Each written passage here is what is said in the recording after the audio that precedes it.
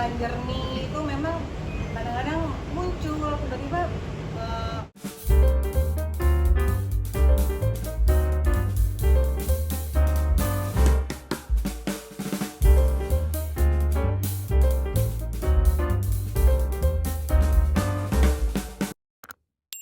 Bisa nari dan bisa dipelajari, tapi akan membantu kalau dia punya bakat.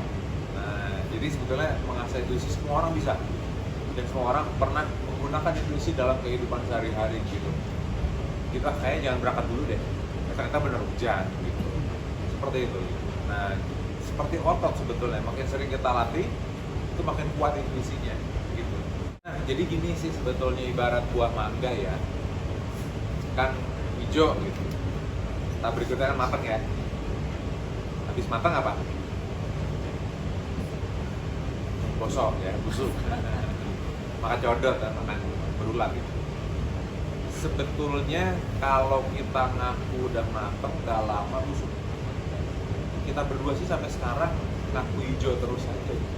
Terus belajar terus gitu, biar gak busuk-busuk gitu. Nah, jadi filosofi kita ya sampai kapan ya, sampai kontraknya habis di sini, sampai check in ke dunia lain, check out dari sini.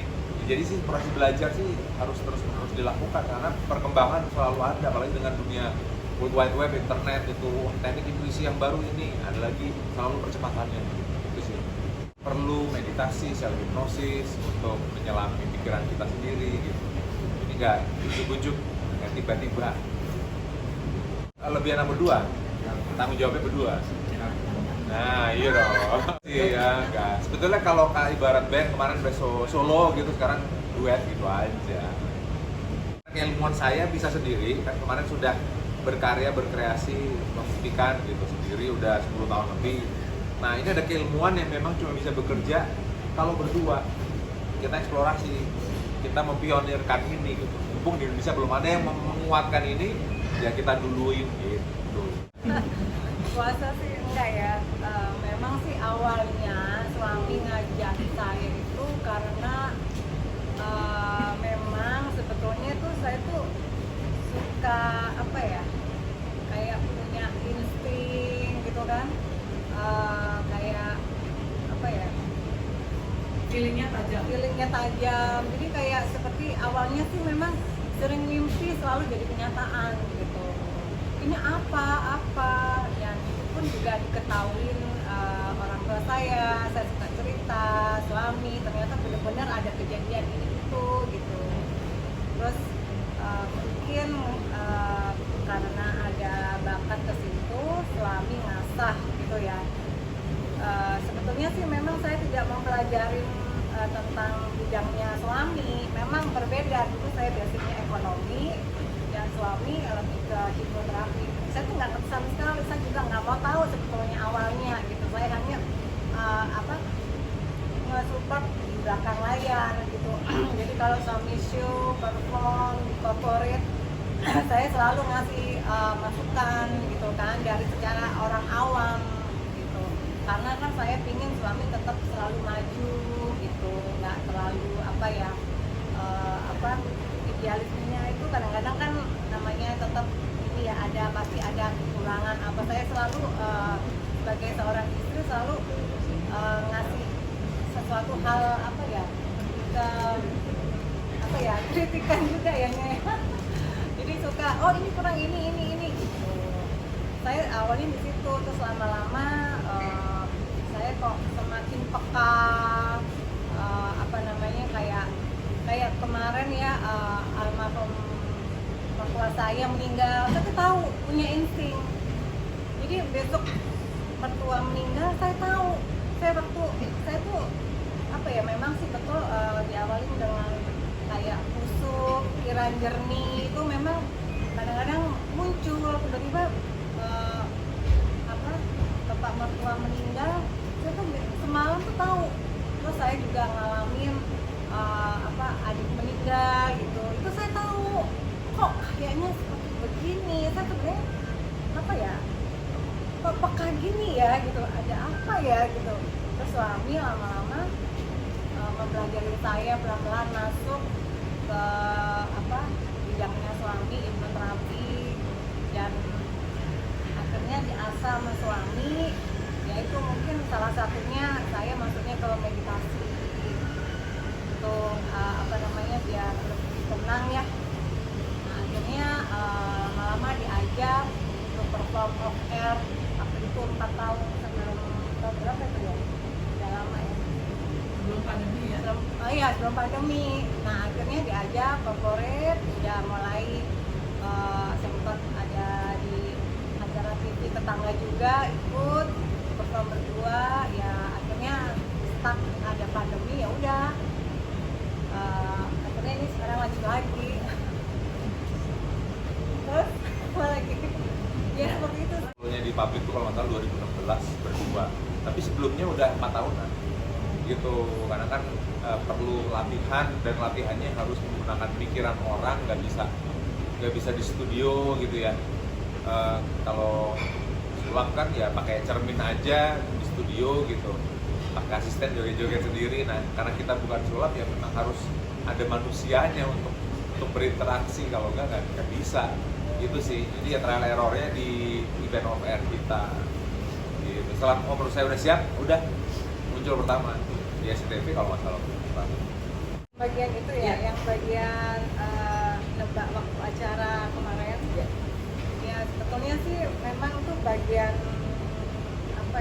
saya ya untuk memprediksi ya. Itu sebetulnya tuh seharusnya suami ya. Ternyata suami tuh ngasih kayak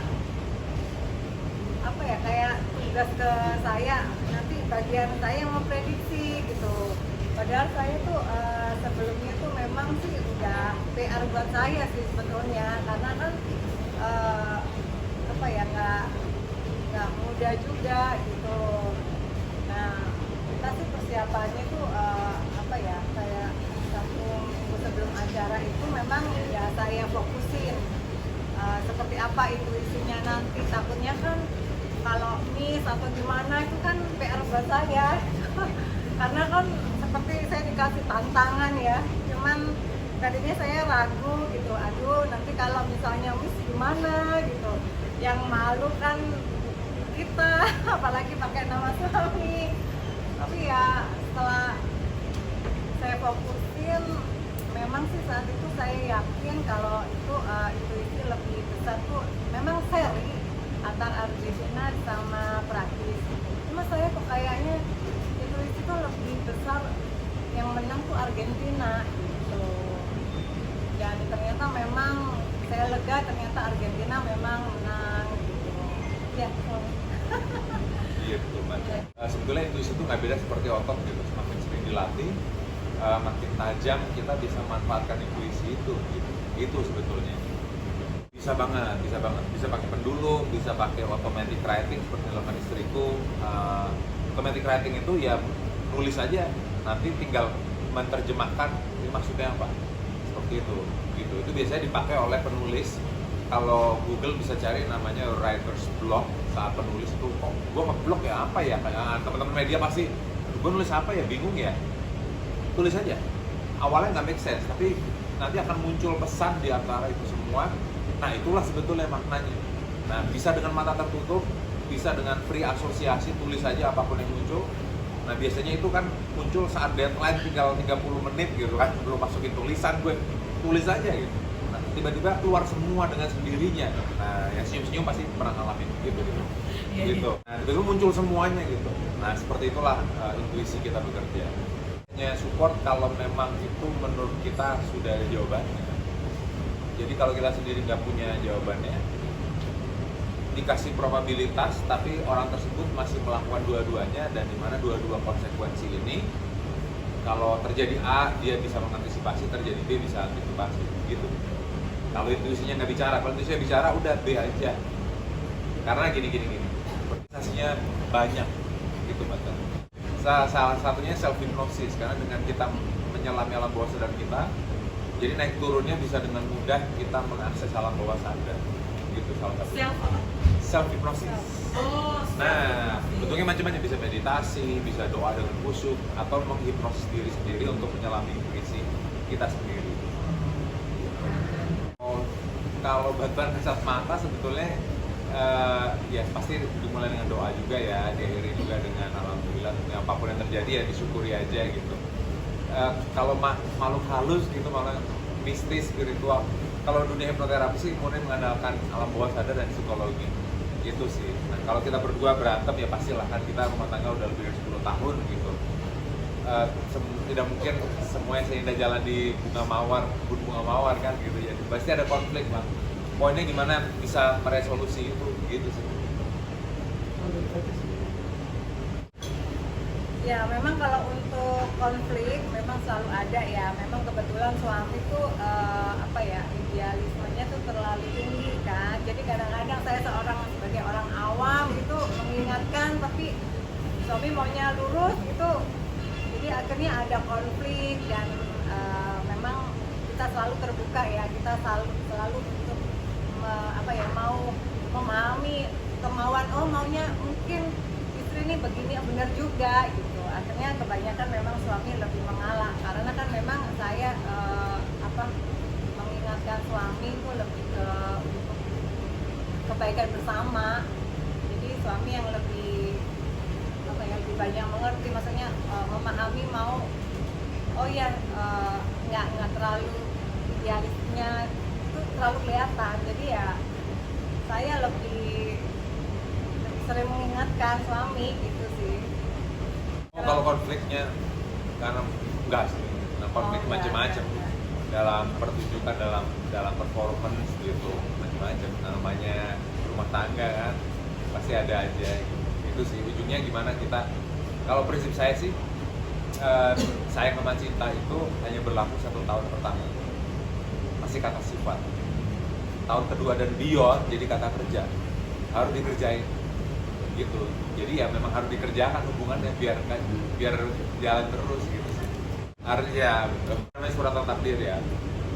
Kadang kalau event-event bencana besar-besar, kita berdua itu kadang dapat intuisinya cuma hanya kita yang simpan.